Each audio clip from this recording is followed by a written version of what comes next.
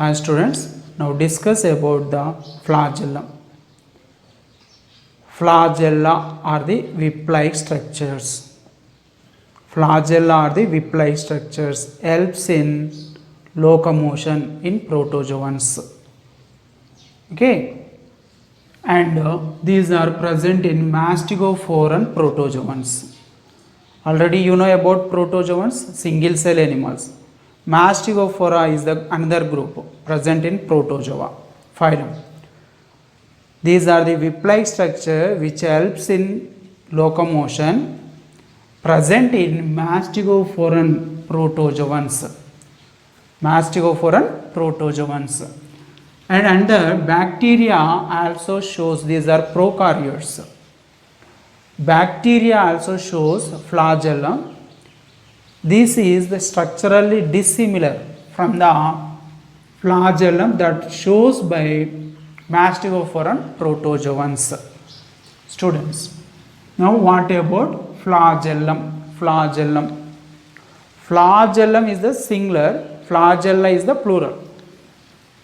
Students, this is the axoneme part of the flagella. This is the basal granule part of the flagella. Total it is the whip-like structure that shows the arrangement of the flagella. Okay student, flagellum that consists different parts. In this first one axoneme, second one macrotubules, third one dynamomes, fourth one inner and outer sheath, next another one radial spokes, and another basal granule.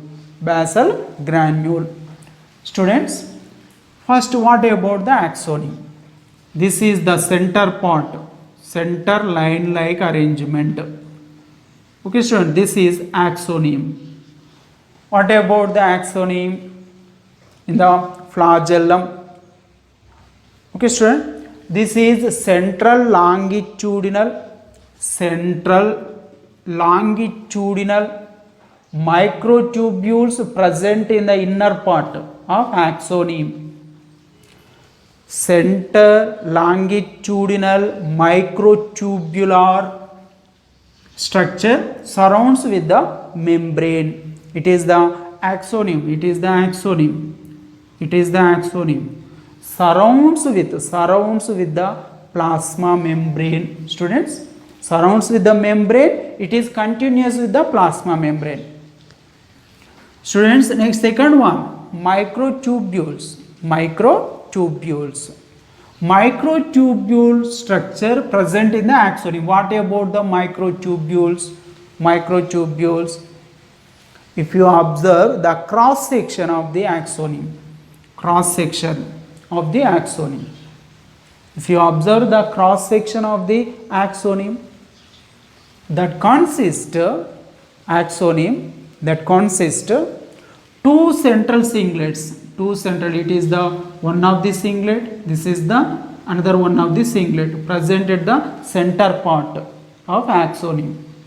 Okay student, this is the diagrammatic part that shows the cross section of the flagellum, cross section of the axoneme, cross section of the flagellum. Student, this is the microtubular structure.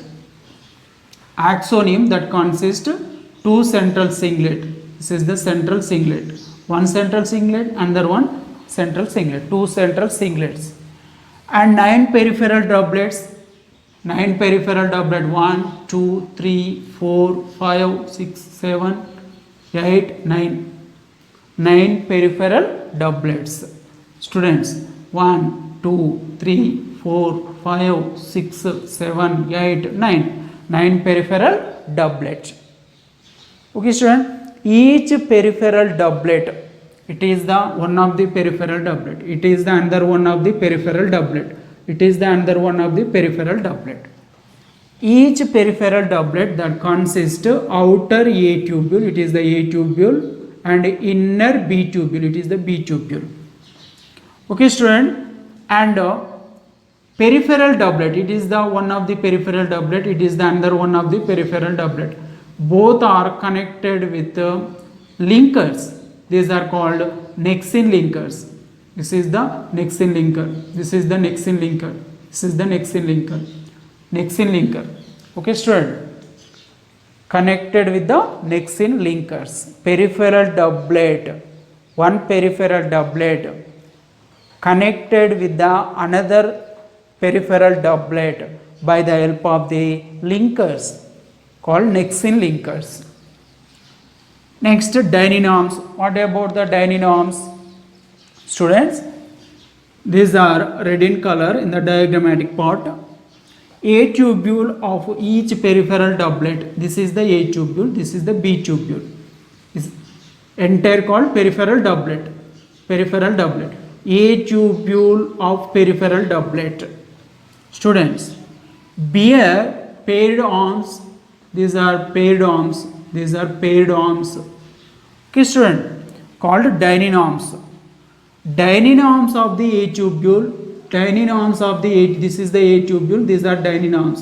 Dyninomes of the A tubule face the B tubule. Dyninomes are face to the B tubule of the adjacent doublet. Dyninomes of the A tubule face to the B tubule of the adjacent peripheral doublet. Okay, student, these are dyninomes act as protein motor molecules. Protein motor molecules. Next, inner and outer sheath. Inner and outer sheath. Student, central singlet covered with the fibrous inner sheath. Fibrous inner sheath. This is the fibrous inner sheath. Peripheral doublet. These are peripheral doublets covered with the outer sheath. Covered with the outer sheath. Next, radial spokes. Radial spokes. These are the radial spokes. These are the radial spokes. Okay, student. These are elastic fibers. Elastic fibers and connects the inner sheath. This is the inner sheath. Radial spoke connect the inner sheath to the A tubule. Okay, student.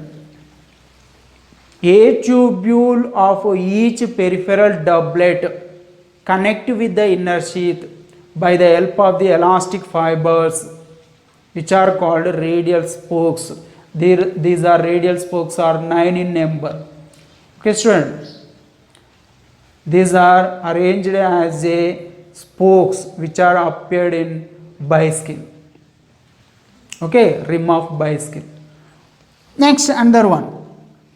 These are the radial spokes limit the extent of slide path of doublets.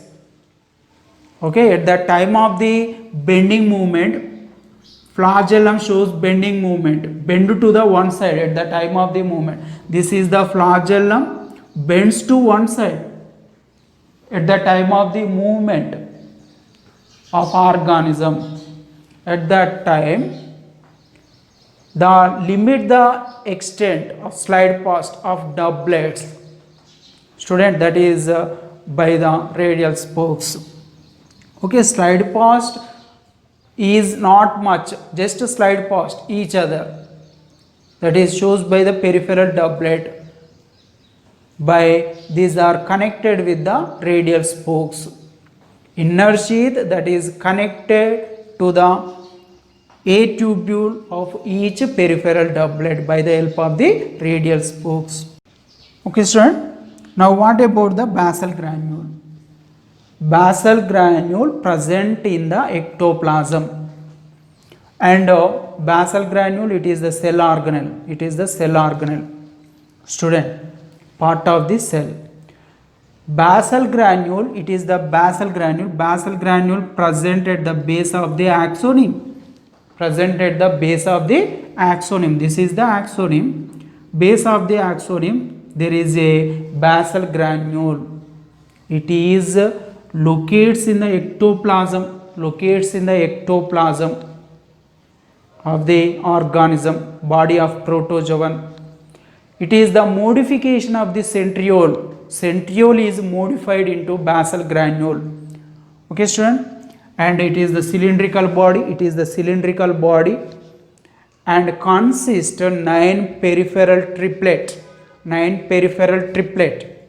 If you observe axonym that consists 9 peripheral doublet.